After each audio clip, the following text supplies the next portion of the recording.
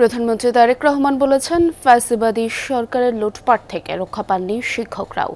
তাদের শ্রম ঘামে অর্জিত তহবিল দেউলিয়া করে দিয়েছিল লুটপাট চক্র। বেসরকারি শিক্ষক কর্মচারীদের অবসর ও কল্যাণ তহবিলের অর্থ প্রদান কার্যক্রম উদ্বোধন করে এসব কথা জানান তিনি।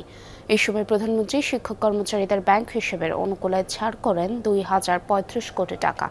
পাওনা টাকার সর্বোচ্চ ৬ লাখ করে টাকা পেয়েছেন শিক্ষকরা। প্রধানমন্ত্রী বলেন, এখন থেকে অর্থ পেতে অফিসে অফিসে ঘুরতে হবে না শিক্ষকদের। কবরে তার সন্তানরাও তার স্ত্রী এখনো টাকা পায়নি, চিকিৎসার অভাবে সে চিকিৎসা হয়েছে কিন্তু টাকাটা খরচ করতে পারে না। এখানে অবসরে যাওয়া বেসরকারি শিক্ষা প্রতিষ্ঠানের শিক্ষক কর্মচারীদের অবসর ভাতার টাকা পেতে ভোগান্তি যেন নির্মম নিয়তি।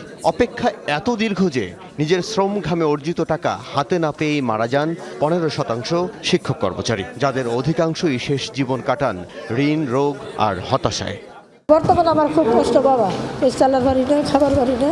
এমন আক্ষেপ আর অপেক্ষা বেসরকারি শিক্ষা প্রতিষ্ঠান শিক্ষক ও কর্মচারী অবসর সুবিধা বোর্ডের সব কক্ষেই।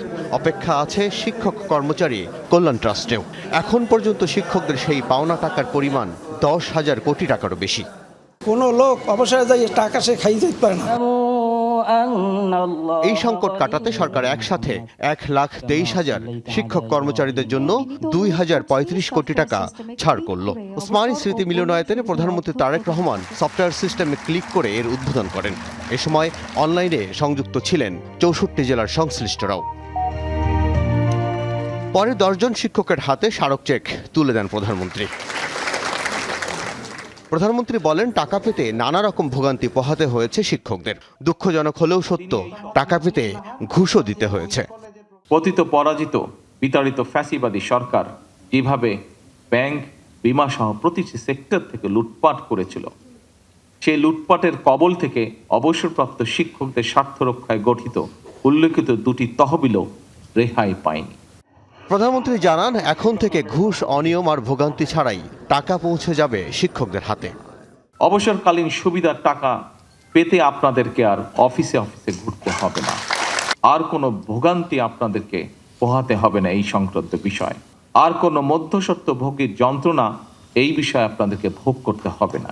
আপনারা শিক্ষকতা পেশা থেকে অবসর গ্রহণ করলেও আপনাদের কাছ থেকে শিক্ষা নিয়ে অসংখ্য শিক্ষার্থী নিজেদেরকে নানা পেশায় প্রতিষ্ঠিত করেছে এবং বর্তমানে করছে এবং ভবিষ্যতেও করবে।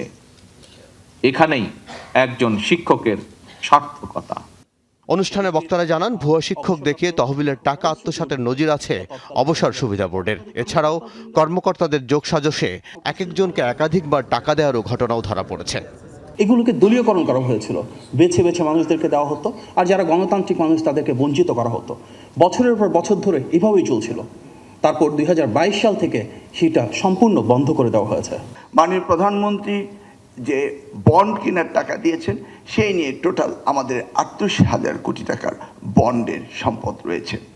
এবং এই আয় দিয়ে আমরা আজকে যে যাত্রা শুরু করলাম, আগামী বছরে আমরা ক্রমান্বয়ে আপনাদের বাকি সকল টাকা পরিশোধ করব ইনশাআল্লাহ। টাকা হাতে পেয়ে ধন্যবাদ ও কৃতজ্ঞতা জানান শিক্ষকরা।